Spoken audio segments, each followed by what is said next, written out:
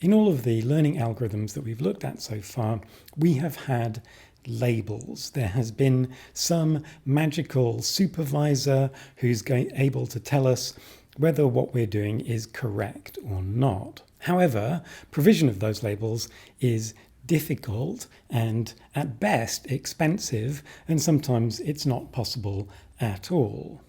Overwhelmingly, for really large data sets, for the archetypal big data problems, the data has no labels.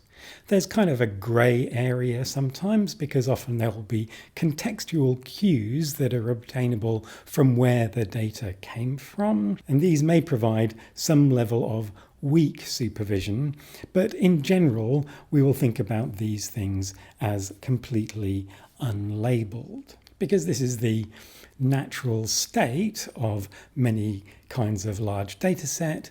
We need to find ways of dealing with it and ways of learning something useful about data when there's nobody there to tell us whether we're right or wrong. Unsupervised problems are often viewed in probabilistic terms. And in those terms, what we're attempting to do is to assess the distribution of the data, to find some way of modelling that distribution in some kind of explanatory way. At heart, a lot of this is just statistics.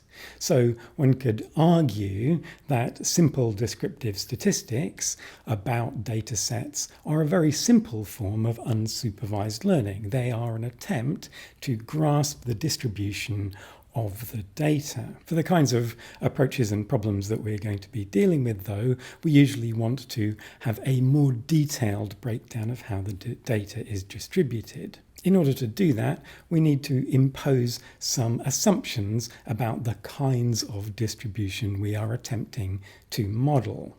For example, the data might be drawn from a mixture of distributions conditioned on some unseen latent variable. So the data may belong to different classes, and the feature distributions for those classes may be different. We'll look at some examples of mixture modeling and latent variables next week. Often we can express our assumptions about the distribution in geometric terms or spatial terms, the ways in which the sample features are distributed in feature space. For example, they might be arranged in spatially organized different regions or clusters, or all of the samples might belong on some low-dimensional manifold.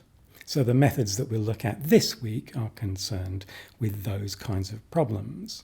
In some ways, this is an artificial distinction because this is just another way of talking about the kinds of distributional assumptions that we will also model as explicit distribution mixtures next week. For example, if the data is spatially clustered, then that is an expression of the fact that the different classes of the data are distributed differently in the feature space. But in discussing it in purely spatial terms, we're imposing a slightly different set of concepts on it. So in the absence of labels, we need to find some other criteria on which to optimize.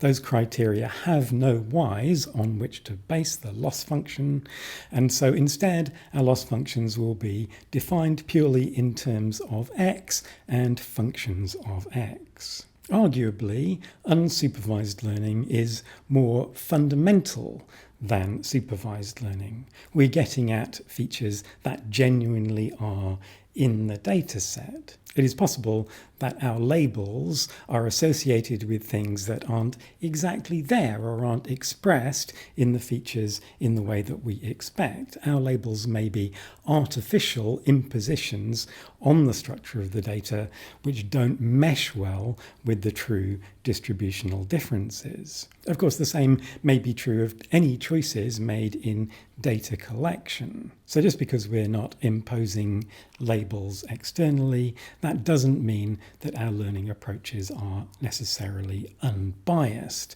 The biases may still exist in the data. And as already mentioned, in order to be able to construct problems that we can tackle at all, we are going to be imposing some kinds of structural assumptions or distributional assumptions on the way the data can be organized. And so that will bias the kinds of solutions that we can find. If you were to pluck an arbitrary unsupervised learning problem out of thin air, chances are it would be very difficult to solve. There are lots of problems that seem kind of straightforward like this, like distinguishing between types of animal, for example. And these are things that humans are very good at, but that's because we can bring to bear an awful lot of knowledge about the functioning of the world, which isn't necessarily available to a basic unsupervised learning algorithm. So many problems are essentially intractable unless we impose a significant amount of additional information on them. But for certain core classes of problems, there are relatively straightforward and efficient techniques for generating solutions, and those are the kinds of unsupervised problems that we're going to have a look at this week.